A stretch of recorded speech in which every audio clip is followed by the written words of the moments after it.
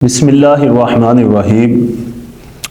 آج کل لوگوں کو بہت شوق ہوتا ہے کہ ہم کسی کے ساتھ دوستی لگا لیں، اور کچھ لوگ تو سوچتے ہیں کہ کسی مالدار کے ساتھ لگا لیں، کوئی کسی کے ساتھ۔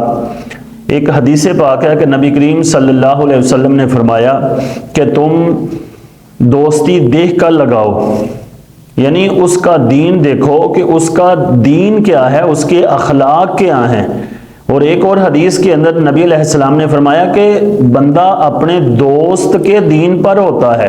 اگر دوست اچھا ہے، دوست دیندار ہے، اس کے اخلاق اچھے ہیں، تو اس انسان کو بھی اچھا ہی شمار کیا جائے گا، ورنہ اس کو برا شمار کیا جائے گا۔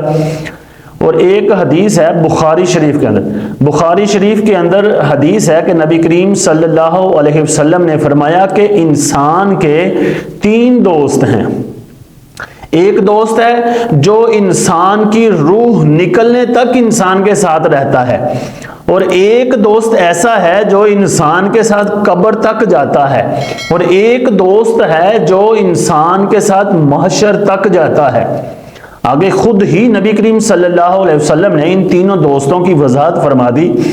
نبی کریم صلی اللہ علیہ وسلم نے فرمایا کہ جو روح نکلنے تک ساتھ دیتا ہے وہ انسان کا مال ہے، اور جو قبر تک ساتھ دیتا ہے وہ انسان کے رشتہ دار ہیں، اور جو محشر تک ساتھ دیتا ہے وہ انسان کے اعمال ہیں۔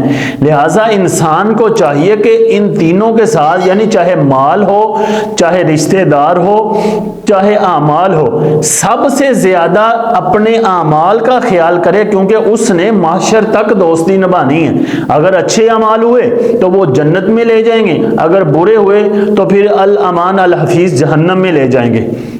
اللہ تعالی ہمیں عمل کی توفیق عطا فرمائے۔